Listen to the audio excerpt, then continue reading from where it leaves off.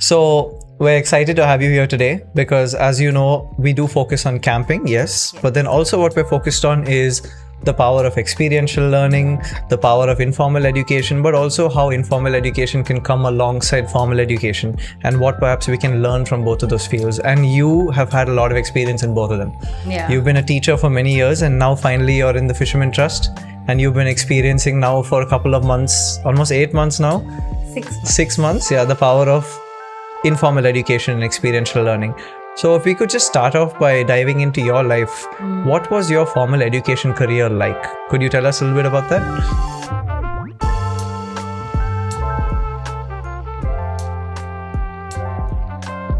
So, first thing, I'm so glad to be here.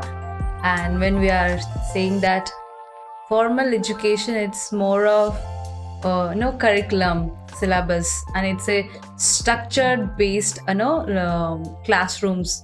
You have lesson plans to complete, exams, assessment, which is very good because the foundation, the discipline comes from there. Formal education. Yes. And what about informal education? How would you contrast these two?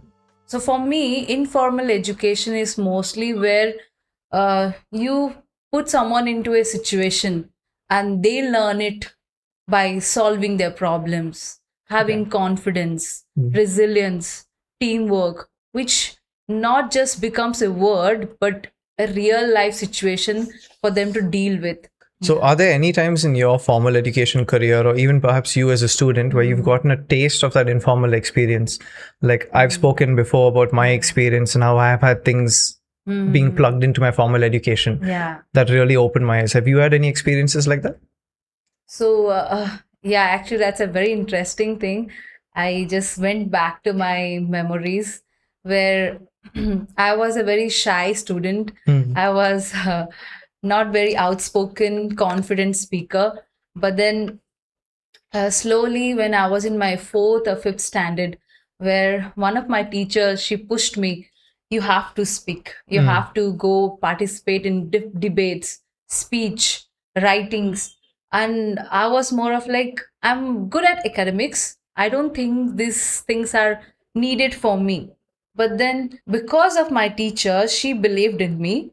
I won't say that this is a completely informal, but a kind of situation where I was put into where I really have to discover my self-esteem. It's something that perhaps the classroom didn't prepare you for. Yes. Okay.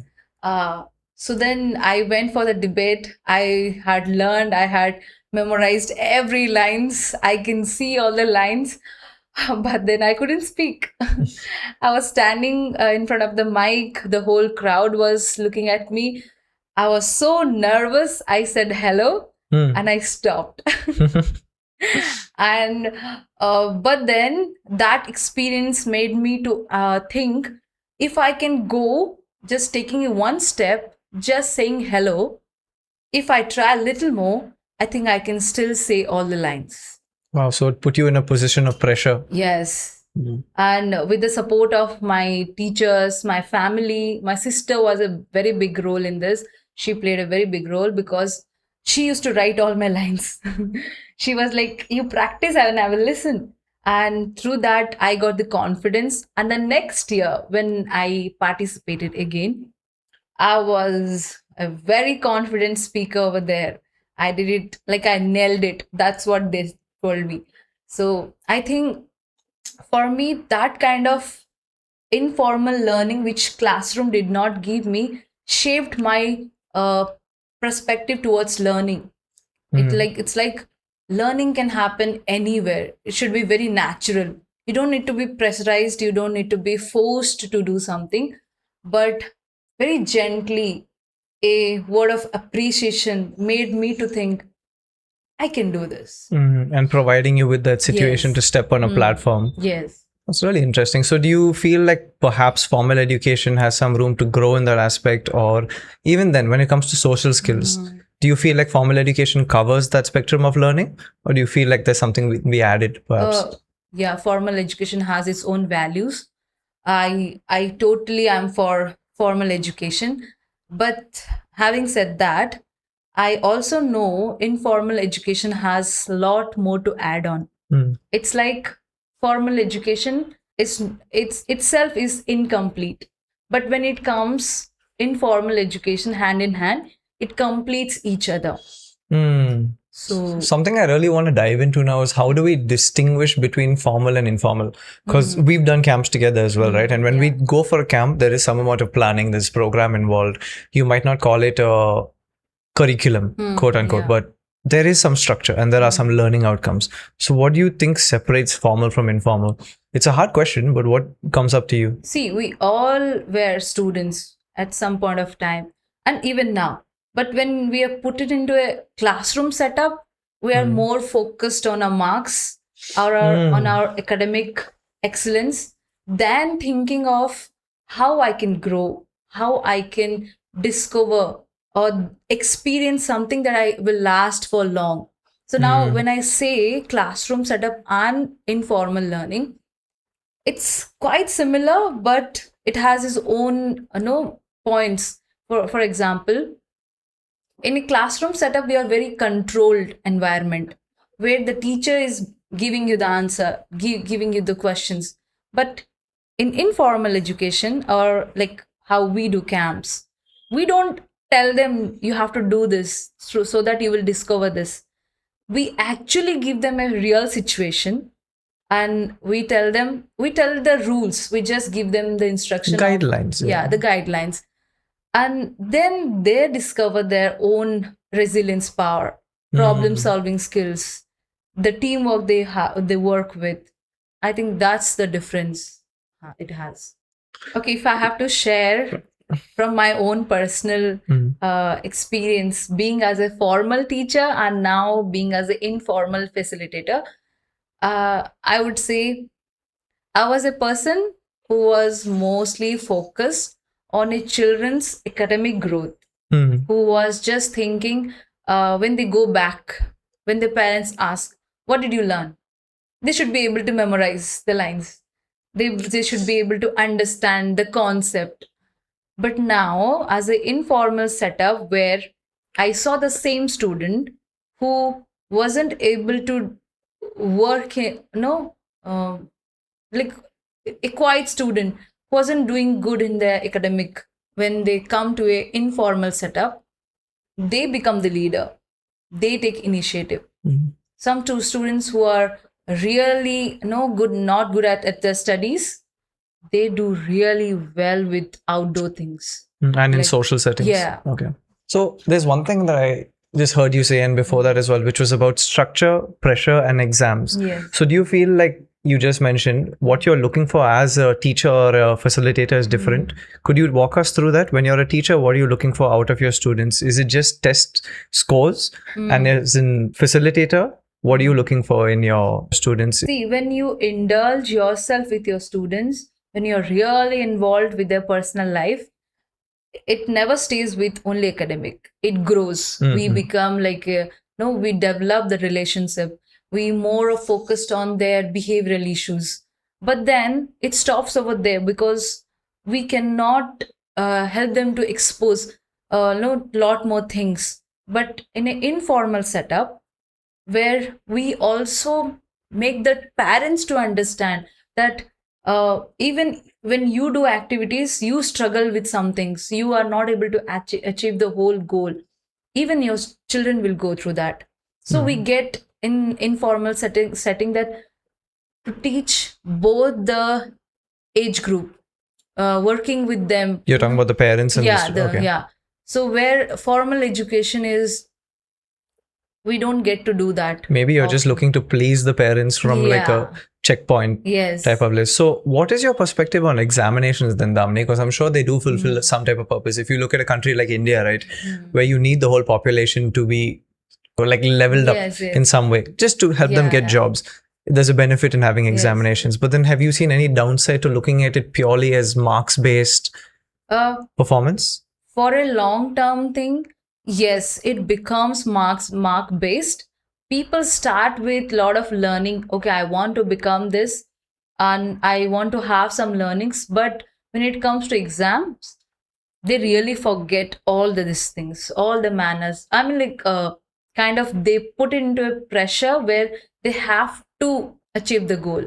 Mm. But if we see the other side, I think there are so many parents, they have supported their children who are not been pressurized with anything, and they are doing much better than Mm, others. mm, mm. Why? The question is, everybody is running for something, like all are on in a race.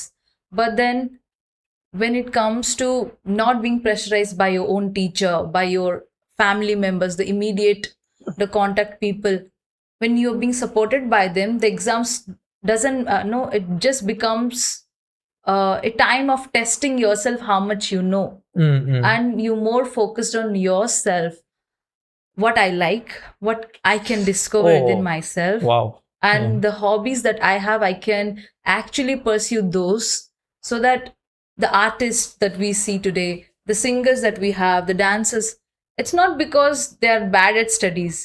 It's just because they're not being no, put it into a box that you have to do this. Then Wow. only your qualification has some valid. That's really powerful. So it's about encouraging them to discover rather Yes. than just forcing them down a funnel. So you've probably been to plenty of PTMs, I'm guessing, maybe Yes, as your yes. time as a teacher. Have you ever perhaps there's a student where you're really attached to and they're really sweet, Yeah. but perhaps they're not doing well academically and parents perhaps pressure them? Have you experienced that? And what do you feel when you see that? I think I really just got to see all of their faces just came to my mind. All my students, they were, so I had 50 students in my class. I was the class teacher, and from there, nearly 10 students were not doing well in their studies.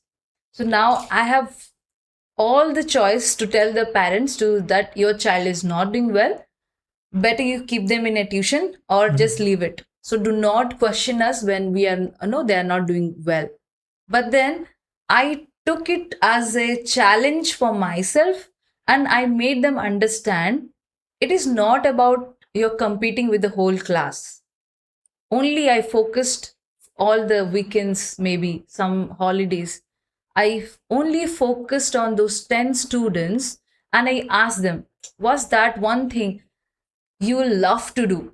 If it's like in a closed room, you are there and you want to do except studies, what will be? Some said, I want to play cricket. Some places, I want to do art. For a few days, I did not teach them anything. I only gave them those things to do. Wow. And slowly, what I saw is, what when we don't ask them, when we don't force them to do something and they're liking it by themselves, so they come to me and they say, ma'am, we really want to learn this, we want to have we want to clarify this doubt. So then we start to have slowly our classes. Mm. The improvement they showed, it was unexpected. I was surprised. I had given them a challenge. One of my student was very poor in math, and he always says to himself that he was a special child also. He always says to himself that I cannot do this. I am very bad at maths, and I'm worse than others physically and also academically. The simple thing I did is I made them to understand they do not need to have validation from anybody, and just they need to focus on themselves. The challenge was, if they achieve this amount or this marks or like some kind of score, they'll be getting something, whatever they like. Very childish thing that we all have done in our childhood. That changed the complete perspective of that child. He gave his best, and they scored, they were getting out of 100, they were getting 10, 15, not Sounds even like my pass. results. Yeah. Yeah. And when the annual results came, they were like 70%, Wow. 60%, 80%, some people have done. And I was amazed. One thing is very sure, it was God's hand. I have never forgotten that it was never my strength, and the education, the value that God has given me, the skills, the understanding, it is for betterment of somebody else. It was never that I know something so I have to give it to someone. because God has given me and He wants me to use it. That's why. It sounds more like he changed your heart towards the students. Very often it's when our vision changes for someone that our heart is slowly molded. Yes. And then the way we view them, the way we treat them Yeah. is different. So what would you say to teachers, perhaps? What caused that switch in you to look at children from one way to perhaps another way? I think, of course, I'm not a very experienced person, but from my 2-3 years of experience, I can say if we build a good relationship with children, if we become more like a friend, but yet with values, they know where is their borderline, Mm-hmm. they're gonna be really incredible human. That's a hard balance, though. How did you find that balance? Because very often, as teachers, if you become too friendly, the children stop respecting you, they take Yes. advantage of you. It becomes hard to again pull them back because as a child, you're looking at everyone Yeah. as a sort of pseudo parental figure. Yes. And when you look at a teacher that way, and suddenly the teacher who's been nice to you suddenly says, "No, don't do that," you're like suddenly taken back by it. Yeah. So, how do you avoid getting to that breaking point? Okay, I have my rules. If they do something, I have always told that was my class rule. So if you're honest, there is no punishment. Okay, that's the only rule I followed for the whole throughout the year. They knew that though I'm friendly to them, they know that there is a consequences they will face. So they knew, okay, I can reach out to ma'am any point of time, but not taking me as a granted. So of course it was a hard balance. There were some times I felt like, oh, I think I am giving more over there. No, but then my students were really good. They understood. I think that- your students were just responding to a very empathetic teacher. Yeah. Because it's both ways, like, even when you're taking care of a plant, Yes. completely depends on the gardener and how the gardener sees the plant. You can't treat every plant the same. Yeah. Every child is different in that way. Pruning was important, and I gave them also. I'm sure some of them will listen to this Yeah, as well. yeah. They'll have plenty of stories. Yes. If any students are listening, please type in the comments. Tell us secret stories about Damini so we can use it against her. Oh, they will love to share. Is there any stories that come to your mind? So I had a student. I won't be taking his name, but he was a His or her name? Who knows? his name. So he was a naughtiest child in my class, but he only listens to me. Okay, he doesn't listen to anybody. But then there are some times I have felt I'm done. I cannot change this person, neither I can do anything about it. Even the parents knew. Okay, now one day I just thought, why not give this child the leadership role? That's a good idea. Yeah. He was the most talkative person and he became the quietest person in the class.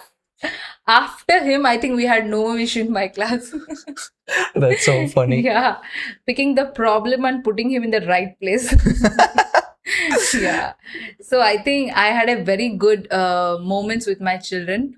They still, I have told them when I was leaving the school, I told them, do not forget the values that I have given. You forget all that grammars that I have taught you, all the subjects that I have taken. Forget everything, but do not forget, if you're honest, there is no punishment. That's amazing. And like getting back to that whole informal aspect of it, right? So I'm still struggling to find that distinction, but what I'm feeling like is it's more to do with the heart. Yes. So even if you have a teacher who's in the formal education system, it's completely up to that teacher to decide whether to focus on values as well as test scores. Yeah. Would you say that's true, or is there some structure change that's needed that way? Yeah, of course it needs both, because if you don't have a good heart, you can never exercise it. So to exercise, you need also resource. Okay. So formal education is very important, but if some school or some teacher can afford, they should take this kind of initiative to have informal learning, a setup where the children can experience themselves actually, not just giving by. Why we do this all set of this art or craft. It's not because we want them to play around or just to have. It is a wholesome of experience when they touch the mud, Hmm. when they pick all the no waste and make something out of that. It becomes it's like they feel so satisfied because they did it by themselves. What Yeah. I'm saying is, if informal setting has to complement the formal, it need resource, it need mindset to change, to be open, that it's not just about completing the syllabus, it is also about giving a chance to them to have a experience, Hmm. to just to discover them. Right now we are in a setup where we do not control the children at all. We always make them to go through the process, and we see, we notice things. Okay, this guy child is doing better, this child is struggling here. Then the debrief, we are able to club everything together and give them a right form of lesson, Which they have come up with yeah, themselves. which they discovered. So exactly, and we have seen lot of people. And one more thing is, it is not just always about information. Hmm. That informal education, we all get the information, but there is no transformation. Wow. But So in true. informal, you get the information, but the benefit is you get to have the transformation process. Wow. Yeah. That's really profound. And I think as we're talking, I'm starting to feel like maybe this is a stretch, but maybe the goal of this is eventually there's no such thing as informal education to the point where we take all of that and we formalize it. Yes. I think it would be impossible to go to everyone being informal. That's just Yeah. chaos. No one's going to learn Yeah. anything. We're definitely not saying that. But what we want slowly is perhaps for a modification of the formal education structure, which I think we're seeing. So in Bangalore, for example, where we are, I think you see that a lot in maybe not just international schools, but there are some other schools where you see that as well. I don't know the names off the top of my head, Yeah. but where they do experiment with these Yes, yes. informal type Yeah. activities, you know. So, for example, they'll have a first aid training. There's no need for that, Yeah. right? But you're teaching someone life skills, like value skills. Yeah. Like when you learn how to do CPR, you're learning about empathy and how to care for another Very person. true. When you learn perhaps woodworking, Yeah. you're not going to use that in your exam, but you might use that in your future house. You might use that to help a neighbor, or for example. So I think it's very much got to do with changing the formal education structure. Yeah. Is that something you saw happening? Was there a push, for example, in your school to include more of those things, or where do you think India stands in that long run? I think yes. Very. What I want to add to this is, when you said the life skills that we learn, a bit of giving them a small training, a workshop. Even in my school, we had this kind of extra curriculum thing where we had some time of science workshop. We had no art and craft. There was also first aid. I had seen there. It's from my personal experience. I'm telling you. I know how CPR is, but I have never done it. I have no idea when to do it. I have no idea how to see the danger also. Okay, when to feel that okay, I need to give them the CPR. So from my personal experience, I can say, because I had a bit of idea from my school, I saw how it is very important. I didn't learn it from in my classes. I didn't learn it in my science classes also, but in a very small workshop where they thought our children should have this kind of life skills, it helped me later on. You know what? You won't believe. Once I was just walking on the street, I got a chance where a child was fallen. The mother was crying. The grandma was sitting over there. And I had no idea. I believe this was completely God's planning. I happened to be there. I I completely witnessed everything that was happening there. I was buying some stuff. Then I threw suddenly everything. I ran to the baby. I saw the baby had fallen and he's not breathing. There is no vein, nothing. I started to tap. He's not responding. His eyes were rolled. His mouth was closed. He has closed his fingers. And I was really panicking. I literally felt that was my baby. Okay. Then what I learned from my school, I thought it is the right time to experiment. So Experiment. yeah, it sounds funny, but at that time I had no idea what Oh, it's I a scary thing, man. yeah, like I have never experienced such kind of thing. So I just gave CPR. I gave Mouth to mouth. yeah, mouth to mouth air. Then after that, the final thing I did is I prayed. I believe is whatever we do at the end is God is the center. Even if we know skills, even if we are so expert in informal education, we need to have God being our center. So I prayed. I won't say that it was me that who brought the baby alive or some kind of sense. It was purely God. It was purely the experience that I had helped me to practice in the right place, and it's God's hand also. So now I can say why these workshops or the small schools, when they conduct such kind of activities, it is so important, because it reminds us that how much ever knowledge information we have, we always need some kind of practicality, some kind of real life no application. It always We always need that to see things in a different perspective. No, the education our parents had, it's completely different now. The education that we went through, it's now gradually has changed a lot, but then it's a good change, which is no, adding to that, if informal education come along with it, it'll be incredible. It'll be like Perfect. yeah. And I think when you're speaking about our parents' generation, even if they went to school, like my mom and her sisters were all estate kids. Yeah, they grew up on the estates, running around in mountains. The stories I hear, I can't even believe it. It's so much fun. But you go to school, you come back, and then you're working on the estate as well. You're getting practical experience alongside your guardians and your parents. I think that would be like the perfect marriage to see both of those come together. Yeah.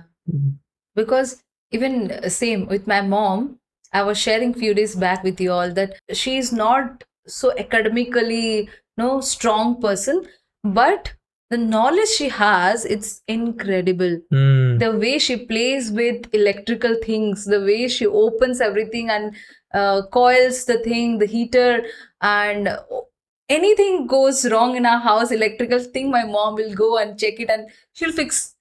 I mean, like, this is not something they learned within their classrooms. This is something they learn as a skill to develop, and now they're able to apply it. And when it comes to camp, trek, all sort of that we do, I think once in a life, everybody has to go through this kind of experience to know that life is not always about informations, always about structured way learning. Sometimes informal things and informal way of doing things may bring out the most beautiful human within yourself. I really agree. And that it adds up, like if you're in a very strict formal education structure, which again, like we said, it's changing. Not every school is strictly formal or traditional in the way that we might have experienced sometimes. Yeah. Even for me, my schooling was blessed. I really liked it. Yeah. Even if it was formal, it was nice. But I know plenty of places now perhaps don't have the resources or the knowledge for that. But if you raise a child in that environment where all they're looking forward to is marks, that's their goal in life. Yeah. What are you teaching them about life really? You're teaching them purely life is performative. You have to hit the benchmark. And you promise the child, do well in your 10th board exams, then you'll be set. They do that, they move on to 11th and 12th, it becomes the biggest headache of anyone's life. 11th and 12th Indian students will definitely understand. It's torture. Then they tell you it's torture because as soon as you're done with this, you'll be perfectly fine. Good college. Get into the good college, get into a good college. Yeah, it's a loop. Then get into a good job. After the good job, get a better position. It gears us. It's almost like the education structure, which again is changing, but nevertheless, it's gearing us towards constantly seeking for more and more and more and basing our value on our performance, right? It's a stripping away of values from the child's life, which I would really like to see change and which is changing, Yeah. If I have to add something, in the closing part, I can just say that a simple line that I can share with you is informal learning will complete formal learning. That's true. Yeah. That's a nice way to put it. That's it. I think other than that, everybody is good at their side. Even formal we need, informal we need. But when they come together, when they club together, I think we see the whole sum of real life struggle, the applications. I love that. Like, we've gone through the heart of this, but if I could just ask you a little bit more, because even this is something I really want to discover, is practically, how do you think a system goes about that? We are two individuals. We're not going to change a full, educational structure, but just to ideate on this, how does it change? In my mind, I do see some ways, like where you take children for more camps, you introduce them to more activities like that. I think it's not just with schools, I will say. It should happen from homes. Oh wow, that's a good point. Yeah. I think if the parents understand whole perspective about why informal education is important as much as formal education, I think the teachers can do much better.